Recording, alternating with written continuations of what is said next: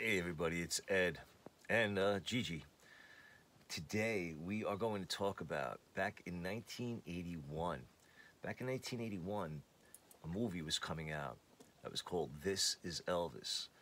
Now the movie was released in April of 81, but prior to that, in March, this was released. The soundtrack to the movie This Is Elvis.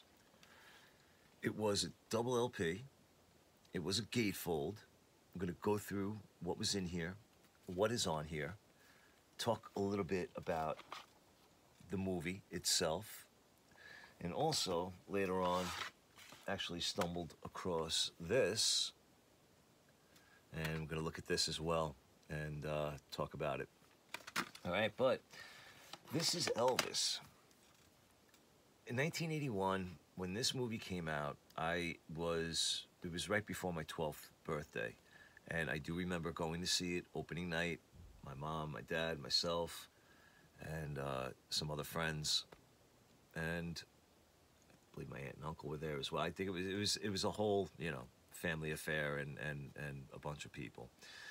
And I do remember enjoying the movie. I again now, I was 11, 12 years old. I was 8 when Elvis passed away. And watching this movie was, at that time, was enlightening for me because I learned a lot that I, maybe didn't know at that time regarding Elvis's life.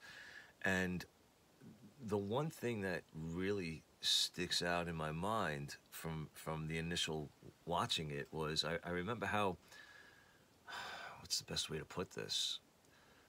Near the end of the movie, when they start showing footage from the 1977 CBS TV special, and I remember watching it on a big screen, and it was like a shock, like seeing, how sick he looked at the show, even though he still sounded great. I remember that really affected me, and it was disheartening at the time, but a necessary part of the movie because again, it was a part of his life, and it needs to be documented. So, but again, it was really difficult. I remember at that time for me to watch that, and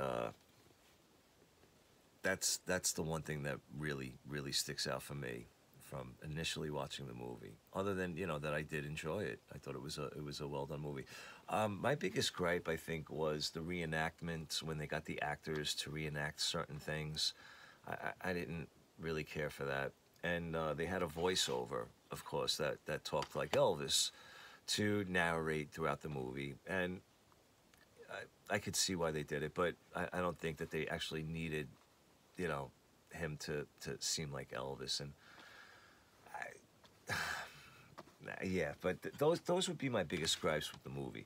Now, the movie itself, I'm going to get back to the album, but the movie itself, this is the only version I have, and this was a 2 DVD set. This had the original theatrical release and then an extended version that had an additional 40 plus minutes. Now, if you've never seen this movie and you have the ability to, I would recommend watching the theatrical release, and then if you are able to, then watch the extended one. I think that's the way to go. So this way you can appreciate what was added, and go from there. All right, but get a little bit into the DVDs. We have disc 1, which I believe, yes, the 1981 theatrical version. And then we have disc 2. All right, which is the, what does it say? 1983 unrated expanded video version. So again, both definitely worth checking out. Even if you're a casual Elvis fan, definitely worth checking out because it gives a really good path through his career of all the different things that he accomplished. A lot of early stuff, some on tour stuff. That all that stuff is really good. So, all right, let's check out the sleeves and what we got. So this is the first record. This is one of your inner sleeves. Has the song selection. Go over them as well. I'll show them better. Let's see if you can see it on the label. All right, 1981 RCA Victor black label. Can you guys see the song selections? All right, there's side B. Yeehaw. All right. So it's also had an insert. However, it was stuck within the fold of the gatefold, so there is a little crease. But this was the insert that was included with the album. I don't know if you can read that, but if you pause, you should be able to get a good read on that. All right. All right, let's look at record 2. Record 2. Here's your picture. And here's your other words. This was produced by Joan Deary. And a lot of the mixes on this album are very interesting. And I think exclusive to this release. So the ones that stick out in my mind, always on my mind, what else? Oh God, hold on. All right, well, let's just go over it. Side A, ready? I'm gonna read this to you. So, Marie's the name of his latest flame. Moody Blue, That's All Right. Shake, Rattle, and Roll, Flip, Flop, and Fly from the Dorsey TV show, unreleased at the time. Heartbreak Hotel from the Dorsey TV show, unreleased at the time. Hound Dog from the Milton Berle show, unreleased at the time. Excerpt from High Gardner interview, which was unreleased. And then My Baby Left Me. Side B, Merry Christmas Baby. Mean Woman Blues, unreleased. Don't Be Cruel from the Ed Sullivan show, unreleased. Let Me Be Your Teddy Bear, Jailhouse Rock. Army Swearing In, unreleased. GI Blues. Excerpt from Departure for Germany press conference, which is from Elvis Sales. Excerpt from Home from Germany press conference, unreleased.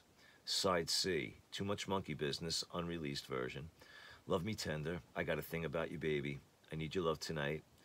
Blue Suede Shoes, unreleased. Viva Las Vegas, Suspicious Minds. Excerpt from JC's Award to Elvis, which was unreleased. Promised Land. Promised Land is very curious on this mix. I would love to know if somebody knows, because to me it sounds like there's an overdub of Elvis singing harmony with himself. Now, I'm not sure. To me, it sounds like Elvis. Could be Charlie Hodge. I'm not exactly sure, but I don't know. If anybody knows what the deal is with the mix of Promised Land is on this album, but for the first verse, it sounds like there's a backing dub, you know, of Elvis singing harmony with himself. And to me, it sounds freaking awesome. And if it's not Elvis, please, somebody let me know who it is. All right, and then Promised Land. Then Side D, excerpt from Madison Square Garden press conference. Always on My Mind, unreleased. Are You Lonesome Tonight, which is the Elvis in concert version from the CBS 1977 special. My Way, same thing. American Trilogy, unreleased, and Memories. So the selection on this album is a good highlight of songs from throughout his career, and that were included in the movie, of course.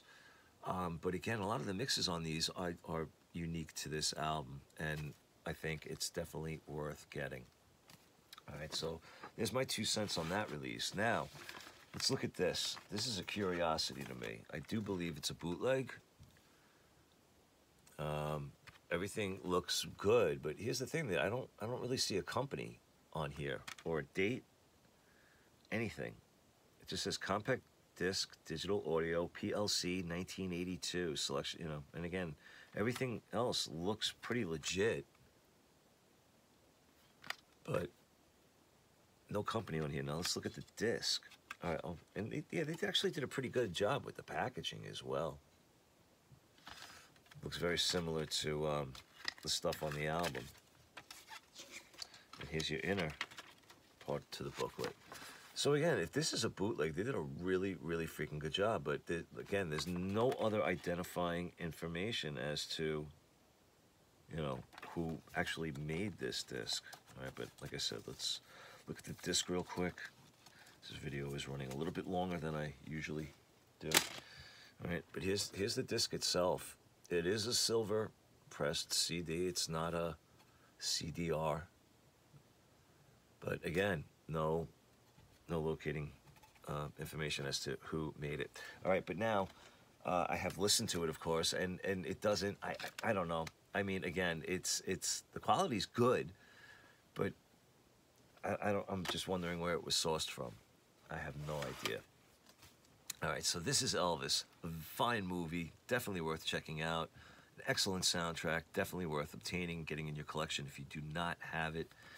And that's all I pretty much have to say about it. All right, so Gigi and myself, we are going to say to you, Happy Thanksgiving. I appreciate you all watching, and leave a comment if you'd like. All right, be good to yourselves, be good to each other. Take care, everybody.